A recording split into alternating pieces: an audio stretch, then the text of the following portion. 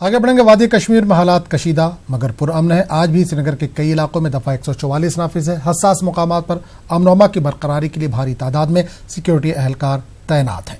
दुकानें और तजारती मराकज बंद है, जबकि सुबह 9 बजे तक कुछ दुकानें खुली थी।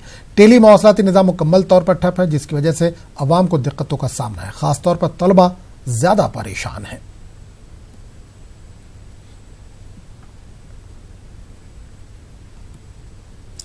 रियासत जम्मू कश्मीर में सेब काश्तकारों के लिए हुकूमत के मार्केट इंटरवेंशन स्कीम अब अपना असर दिखा रही है। तमाम फ्रूट ग्रोवर्स सेब की कीमतों में इजाफा और मुय्यना वक्त पर हुकूमत की मुंतकली की मांग कर रहे हैं। पेश है सोपोर से सज्जाद अहमद की ये रिपोर्ट।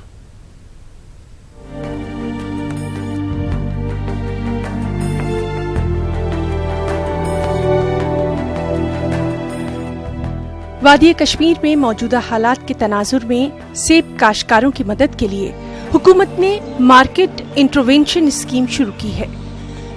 नेफेड नोडल एजेंसी है, जबकि हार्टिकल्चर, मार्केटिंग और प्लानिंग डिपार्टमेंट इसमें ताउन कर रहे हैं। इब्तिदा में काश्तकारों में थोड़ी झिझक देखी गई, ताहम बाद में वादी के मुख्तलिफ मुकामात से काश्तकारों ने सोपोर मंडी में कायम काउंटर पर अपने सेब लाकर फरोख्त किए। Kashmir Apple growers and dealers association के सदर मोहम्मद यूसुफ डार का कहना है कि हुकूमत की जानिब से कम कीमतों का तयन इस स्कीम में कम रिस्पांस की एक अहम वजह रही। उन्होंने कहा कि एसोसिएशन ने हुकूमत से कहा है कि सेब के मुनासिब दाम दे दिए जाएं, ताकि मजीद काश्तकार इससे इस्तिफादा हासिल कर सके। यूसुफ डार ने रकूमात की अदायगी वक्त पर करने की भी मांग की है। ग्रोवर को ये उम्मीद थी कि हमारा फल है इसमें काफ़ी कीमत बढ़ेगा, मगर जो ही हमारे ग्रोवर ने वहाँ माल लिया, वहाँ एक टीम बैठी है, कम से कम 10 लोग पेटी के नीचे से ऊपर तक देखकर जब देखते हैं एक दाना अगर कभी ये तो फल है नुक्स होता है तो उसको B ग्रेड बनाते हैं। A ग्रेड का माल नहीं रहता है। जो ये 52 रुपये उन्होंने फी किलो केजी रखा था, बदकिस्मत से वो 36 रुपये पर पहुंचता है और वो 500 कुछ रुपए A ग्रेड माल ग्रोवर से लेता है, जिससे ग्रोवर को काफ़ी नुकसान हो गया है। और ये ऐलान करते हैं कि 3 दिन में ग्रोवर को पैसा इनके अकाउंट में मिलेगा, मगर आज मैं कहता हूँ हमारे ग्रोवर जब आते हैं 20 दिन से उनको पेमेंट नहीं मिली है। हम ये कहते हैं कि ये ऐलानात क्या है, क्या वजह है यहाँ के ग्रोवरों को, जो सीधा साधा ग्रोवर है उनको धोखा दिया जा रहा है। हुकूमत ने सेब के मेयार के हिसाब से इसकी दर्जाबंदी की है। A, B और C ग्रेड के मुताबिक काश्तकारों को कीमत अदा की जा रही है। काश्तकारों ने इस बात की भी शिकायत की कि उनके C ग्रेड सेब को मुस्तरद किया जा रहा है, जिससे उन्हें खसारा ही हो रहा है। तो हमारा यही है कि जो C ग्रेड ये माना जाता है, उसमें स्कैब वाला जो है हमारे वो स्कैब वाला माल उसको C ग्रेड में कम से कम लिया जाए, तब जाके जिम्मेदारों को, यहाँ के ग्रोवरों को इसका फ़ायदा है, वरना ये कोई फ़ायदा है नहीं इससे। नफीड और हार्टिकल्चर डिपार्टमेंट, ये तो हमें लगता है ये धोखा ही है। DC बारामूला डॉक्टर GN इत्तू का कहना है कि हर गुजरते दिन के साथ इस स्कीम का अच्छा रद्द-ए-अमल देखने में आ रहा है। उन्होंने कहा कि अभी तक तकरीबन 500 काश्तकारों ने रजिस्ट्रेशन कराया है।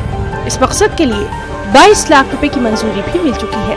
DC ने कहा कि इंतजामिया ने सेब की कीमतों में इजाफे का मामला हुकूमत के इल्म में लाया और तवक्को है कि इसका मुस्बत नतीजा सामने आएगा। ग्रोवर्स की डिमांड यह है कि रेट कम है, वो डिमांड ऑलरेडी गवर्नमेंट की नोटिस में है और गवर्नमेंट के ज़ेर गौर है। मुझे उम्मीद है उसमें ज़रूर पॉजिटिव एक रिस्पॉन्स आ जाएगा। वाज़ेह रहे कि कश्मीर में 3.87 लाख हेक्टेयर्स पर हमा इक़साम के सेब के दरख्त फैले हुए हैं। सेब की पैदावार से सालाना 8,000 करोड़ रुपए की आमदनी होती है और ये रियासत की मईशत में इस्तेहकाम का एक बेहद अहम जरिया है। न्यूज़ 18 उर्दू के लिए सोपोर से सज्जाद अहमद की रिपोर्ट। वज़ीर-ए-आज़म नरेंद्र मोदी ने बांग्लादेश की वज़ीर-ए-आज़म शेख हसीना से दिल्ली में मुलाकात की। दोनों लीडरों ने दोनों मुल्कों के रिश्तों को मजीद मजबूत बनाने पर गुफ्तगू की। बाहमी दिलचस्पी के उमूर के साथ साथ दोनों लीडरों ने मुख्तलिफ इलाकाई और आलमी उमूर पर भी तबादला ख्याल किया। वज़ीर-ए-आज़म मोदी से पहले शेख हसीना ने वज़ीर ख़ारजा S जयशंकर से भी मुलाकात की।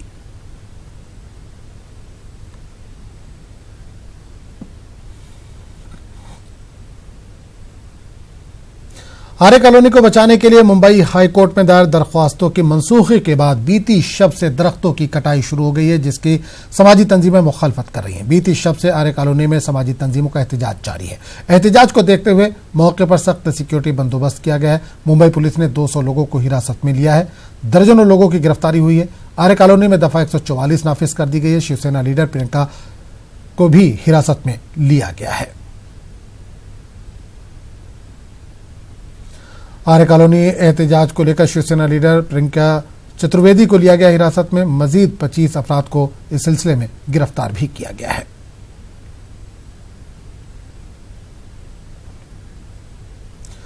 आज तेलंगाना में आरटीसी मुलाजमीन गैर मुअय्यना मुद्दत की हड़ताल पर चले गए। तेलंगाना रोड ट्रांसपोर्ट कॉरपोरेशन के 60,000 मुलाजमीन हड़ताल पर है। हड़ताल को 10 मुलाजिम यूनियनों की हिमायत हासिल है। हड़ताल से लाखों अफराद मुतासिर है। रियासती हुकूमत ने इस हड़ताल को गैर कानूनी करार दिया है। मुसाफिरीन के लिए मुतबादिल के तौर पर साउथ सेंट्रल रेलवे की जानिब से इजाफी ट्रेनें शुरू की गई हैं, ताकि दशहरे पर घर जाने वालों को परेशानी का सामना न करना पड़े। आरटीसी को सरकारी शोबे में जम करने का मुलाजमीन मुतालबा कर रहे हैं। मुलाजमीन यूनियनों के मुश्तरका तंजीम ने 26 मुतालबात रखे हैं। तेलंगाना हुकूमत ने आरटीसी के लिए बनाई गई कमेटी तहलील कर दी है।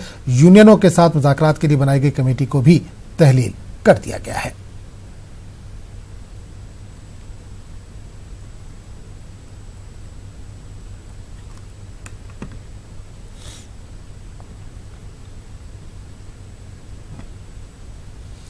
बाबरी मस्जिद हक़ मिल्कियत मुकदमे की यौमिया समाअत के दौरान सुप्रीम कोर्ट ने मुकर्रर वक्त में 1 दिन की तखफीफ की है। अब मुकदमे की समाअत 17 अक्टूबर तक ही होगी। इसके साथ ही 37वें दिन की समाअत के बाद सुप्रीम कोर्ट की कार्रवाई 13 अक्टूबर तक के लिए मुलतवी कर दी गई है। तातीलात के बाद महज 4 दिनों में फरीकैन को जिरह मुकम्मल करनी होगी। इसके बाद अदालत अपना फैसला सुनाएगी। मुस्लिम फरीक ने अपने दस्तावेजी सबूत पेश कर दिए हैं। मुस्लिम फरीक का कहना है कि मुखालिफ फरीक के पास कोई दस्तावेजी सबूत नहीं है, बल्कि सिर्फ कहानियां हैं।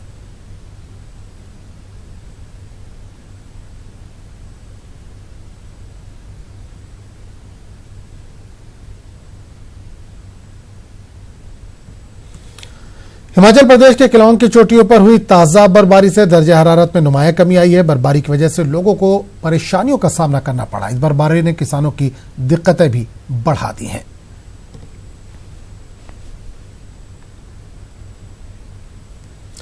इराक के वज़ीर आज़म अब्दुल मेहदी ने हुकूमत के खिलाफ मुजाहिरों के दरमियान बगदाद से कर्फ्यू हटाने का ऐलान किया। बगदाद में आज सुबह कर्फ्यू हटा लिया गया। दीगर शहरों के हवाले से कोई अहकाम जारी नहीं किए गए। ख्याल है कि मंगल के दिन से इराक के मुख्तलिफ शहरों में बदउनवानी और बुनियादी सहूलतों के अदम दस्तयाबी के खिलाफ एहतजाजी मुजाहरे हो रहे हैं। सिक्योरिटी एहलकार और मुजाहिरीन के बीच झड़पों में बड़ी तादाद में जानों का ज़िया हुआ है। हलाकतों की तादाद के हवाले से मुतज़ाद रिपोर्टें सामने आ रही हैं।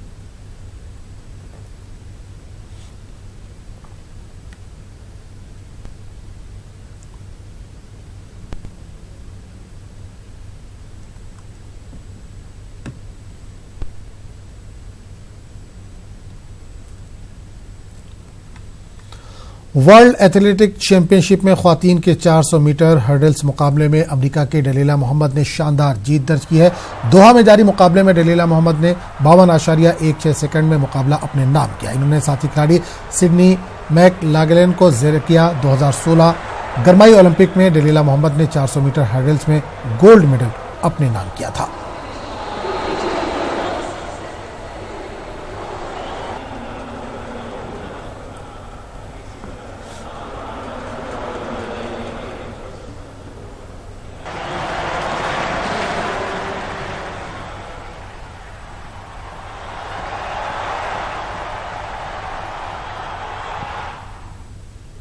मुंबई में नेशनल बास्केटबॉल एसोसिएशन की 2 टीमों के बीच जुमे को मुकाबला हुआ। इंडियाना पेसर्स और सैक्रामेंटो किंग्स के बीच हुए इस मुकाबले से कबल रिलायंस फाउंडेशन की चेयरपर्सन नीता अंबानी ने एनबीए मैच के लिए गेंद सौंपी।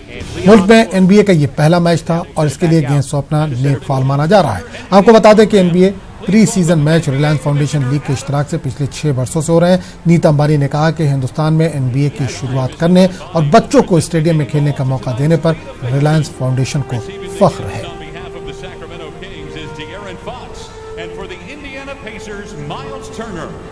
Thank you and congratulations to the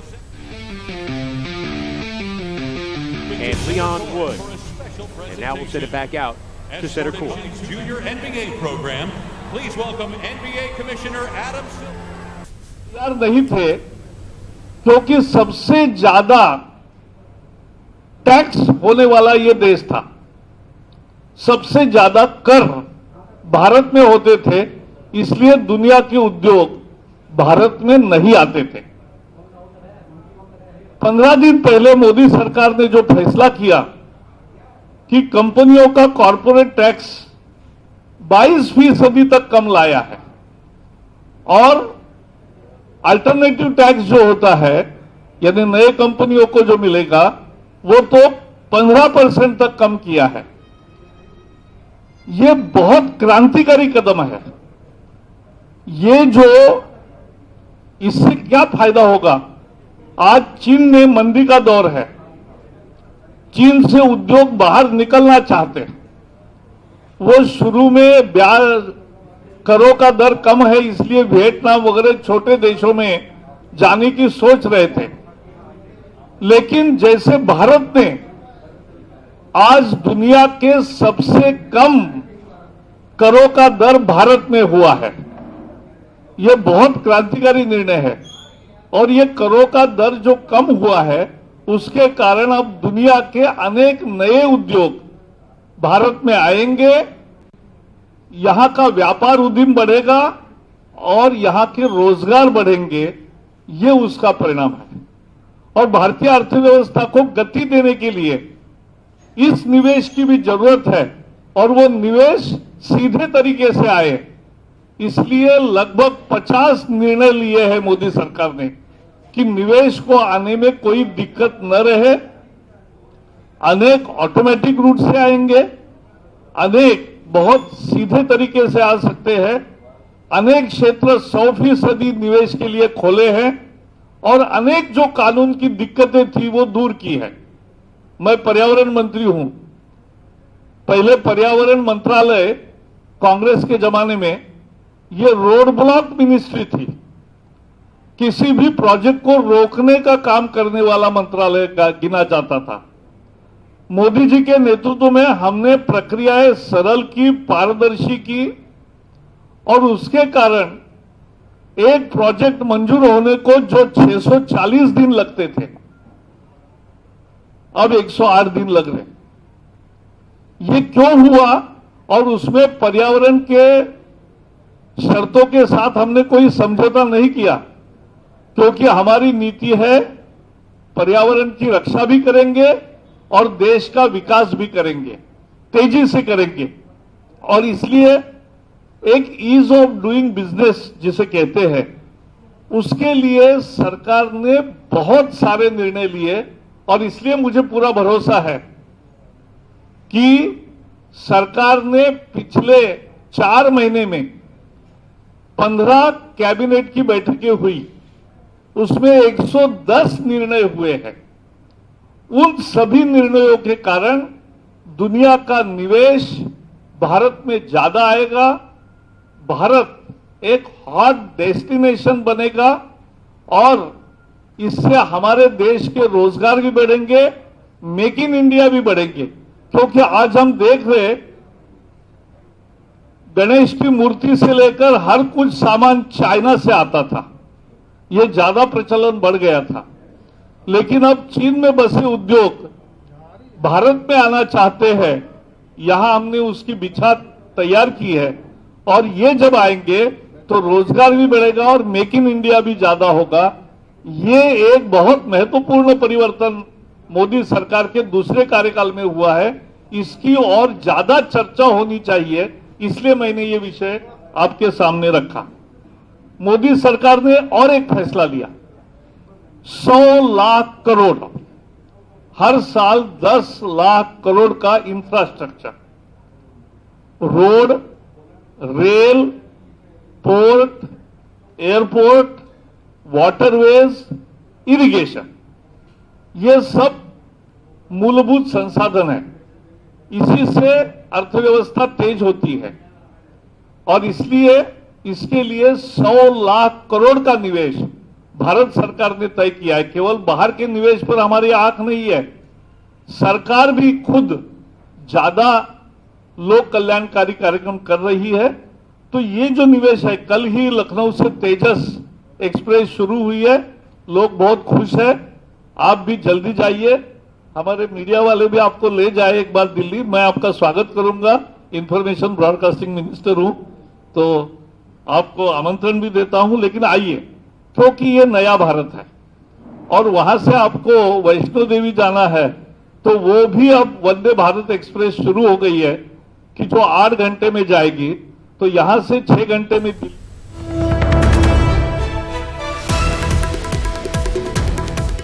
तो नाज़रीन एक बार फिर आपको बता दें कि ये खबर जम्मू कश्मीर से आ रही है। अनंतनाग टाउन में ग्रेनेड हमला हुआ है। डीसी दफ्तर के करीब ये हमला हुआ। मिलिटेंटों ने ग्रेनेड फेंका है। हमले में 10 अफराद के जख्मी होने की खबर आ रही है। इससे पहले 4 अफराद के जख्मी होने की खबर थी, लेकिन ये तादाद बढ़ गई है। जम्मू कश्मीर से इस वक्त बड़ी खबर आ रही है।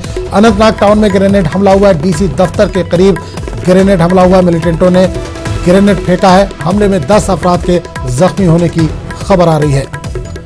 मनोज कौल इस वक्त हमारे साथ एक बार फिर जुड़ गए। मनोज, इससे पहले हम बात कर रहे थे 4 लोगों के जख्मी होने की खबर आ रही है, अब 10 अफराद के जख्मी होने की खबर आ रही है। क्या ये बड़ा हमला बताया जा रहा है? जी हाँ, बिल्कुल आजम, जैसा कि आपने कहा कि पहले हमारे पास इन्फॉर्मेशन आया था, उसमें ये कहा गया था कि 4 लोग जो हैं इसमें जख्मी हुए हैं, 4 सिविलियन जख्मी हुए हैं, लेकिन अभी जो हमारे पास खबर है 10 लोग इसमें जख्मी हुए हैं, जिसमें एक ट्रैफिक पुलिस कॉप भी शामिल है। सिलेक्शन ग्रेड कांस्टेबल एक जो जख्मी हुआ है, 10 अफराद में वो भी शामिल है। और हॉस्पिटल सोर्सेज से जो हमें खबर मिली है उसकी हालत नाजुक बताई जा रही है, और बाकी की जो 9 अफराद जो इसमें जख्मी हुए हैं जो सिविलियन हैं, उनकी हालत खतरे से बाहर बताई जा रही है। और जो डीसी ऑफिस के आसपास का जो इलाका है उसको पुलिस और सीआरपीएफ ने कॉर्डन ऑफ किया हुआ है, और लगातार कोशिश है पुलिस की कि जिन मिलिटेंटों ने हमला किया उन्हें गिरफ्तार किया जाए। आजम, जैसा कि ये हमला जैसे हमें पता चलता है कि जब 10 लोग जख्मी होते हैं तो उसका मतलब यह है कि मिलिटेंटों की एक बहुत बड़ी कोशिश थी कि ज्यादा से ज्यादा नुकसान वहां पर पहुंचाया जाए, क्योंकि दफा 370 हटाने के बाद ये पहला हमला है जनूबी कश्मीर में, खासतौर पर अनंतनाग में। आज मिलिटेंटों ने अपनी प्रेजेंस दिखा के ये हमला किया है डीसी ऑफिस के बाहर। डीसी ऑफिस एक ऐसा ऑफिस है जबकि जहाँ सिक्योरिटी के पुख्ता बंदोबस्त किए जाते हैं, और ऐसे में आज जो ये हमला हुआ है जिसमें 10 लोग जख्मी हुए हैं, जिसमें एक ट्रैफिक पुलिस कॉप भी शामिल है, ये बताता है कि मिलिटेंट की लगातार ये कोशिश है कि डिस्टर्बेंसेस क्रिएट की जाएं। और आज एक बार उन्होंने फिर प्रेजेंस अपनी दिखाई है, लेकिन पुलिस का ये कहना है कि वो मामला उन्होंने दर्ज किया हुआ है, और जैसे मैंने बताया कि पूरे एरिया को। बिल्कुल मनोज, एक चीज और जानना चाहेंगे कि आपने जैसे इससे पहले बताया कि बाइक पर सवार थे ये मिलिटेंट, तो कितनी तादाद मिलिटेंटों की बताई जा रही जो ऐनी शाहिदीन वहां पर है? उन लोगों ने क्या कुछ इस ताल्लुक से जानकारी दी? क्या 2 ही लोग थे या और भी ज्यादा हो सकते हैं? देखिए, इस बारे में पुलिस ने तो कुछ भी ये नहीं कहा है। कि जो सोर्सेज है उनका ये कहना था कि जैसे कि ब्लास्ट हुआ तो उस वक्त बाइक वहां से जा रही, तो जाहिर है कि अगर जो बाइक जा रही थी और बाइक पर सवार अगर मिलिटेंटों ने हमला किया है तो कम से कम 2 लोग हो सकते हैं। एक वो जो बाइक ड्राइव कर रहा था और दूसरा जिसने ये हमला किया हुआ है। और ये माना जा रहा है कि 2 मिलिटेंट हो सकते हैं जिन्होंने हमला किया है। उनकी धरपकड़ के लिए वहाँ कोशिश की जा रही है। लगातार पुलिस की ये कोशिश है कि उन्हें जल्दी से जल्दी गिरफ्तार किया जाए, और पूरा जो एरिया है उसको सील कर दिया गया है, और कोशिश ये की जा रही है कि उन्हें गिरफ्तार करके गिरफ्तार तक पहुंचाया जाए। लेकिन फिलहाल अभी तक पुलिस को कोई भी कामयाबी हाथ नहीं लगी है, लेकिन लगातार पुलिस की कोशिश है कि उन मिलिटेंटों ने जिन्होंने ये हमला किया है उनकी निशानदेही करके उन्हें गिरफ्तार किया जाए। चलिए, बहुत बहुत शुक्रिया मनोज इस तमाम जानकारी के लिए। तो नाज़रीन एक बार फिर आपको बता दें कि अनंतनाग टाउन में ग्रेनेड हमला हुआ है। डीसी दफ्तर के करीब ये हमला हुआ है जिसमें 10 अफराद के जख्मी होने की अभी तक खबर आ रही है। आगे बढ़ें, कश्मीर के मेवा सनत से जुड़े अफराद इन दिनों फिक्रमंद हैं। इस मरतबा अखरोट की अच्छी पैदावार हुई है, मगर काश्तकारों को इसे फरोख्त करने में दुश्वारियां पेश आ रही हैं। पेश है सनम तसद्दुक की ये रिपोर्ट। कश्मीर के सेब, चर्री, जाफरान और खुश्क मेवाजात बादाम व अखरोट दुनिया भर में मशहूर हैं। अनंतनाग और कुपवाड़ा में अखरोट की ज्यादा काश्त होती है। हालांकि इस मरतबा काश्तकारों के लिए मौसम मेहरबान रहा है और इस साल पैदावार अच्छी हुई है। ताहम मौजूदा हालात ने अखरोट के काश्तकारों की मुश्किलें बढ़ा दी हैं। तकरीबन गुज़िश्ता 2 महीनों से वादी में मवासलाती निज़ाम बंद रहने, ट्रांसपोर्ट खदमात दस्तयाब न रहने और सयाहों की आमद न होने से अखरोट की खरीद फरोख्त का अमल मुतासिर हुआ है। वहीं इंतजामिया का कहना है कि इस ज़िम्न में मुनासिब इक़दामात किए जा रहे हैं। हमारे पास जो वालनट का एरिया है वादी में वो तकरीबन 86,000 हेक्टेयर है और जो प्रोडक्शन आज की डेट में है वो 2,76,000 मीट्रिक टन है। तो इसमें डिपार्टमेंट का ये है कि हम कोशिश हमारी ये है कि हम आने वाले वक्त में भी इस पर फोकस किए हुए हैं और जो मुख्तलिफ मॉडलिटीज़ हैं इसमें उन पर हम काम कर रहे हैं कि इसकी प्रोडक्शन और बढ़े। मेवा काश्तकारों का कहना है कि अमरीकी अखरोट पर भारी टैक्स लगने से इनकी उम्मीदें जागी थीं कि इस बार आमदनी अच्छी होगी। ताहम मौजूदा हालात ने इनकी उम्मीदों पर पानी फेर दिया है। इनका कहना है कि सयाह भी यहाँ से खुश्क मेवे खरीदते थे, लेकिन हुकूमत की एडवाइजरी के बाद सयाहों की आमद में भी कमी हो गई है।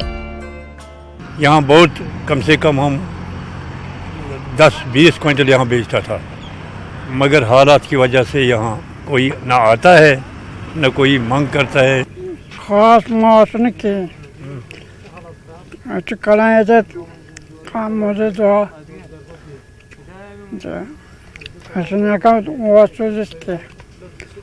हालात खराब मुश्किलात बहुत है, मुश्किलात बहुत किया। टूरिस्ट आते हैं यहाँ तो हम बेचते थे टूरिस्ट वाले को अखरोट से, क्योंकि टूरिस्ट नहीं आते हैं, सब मुश्किल बंद हो गई, तो बहुत कम पड़ती है इस वक्त।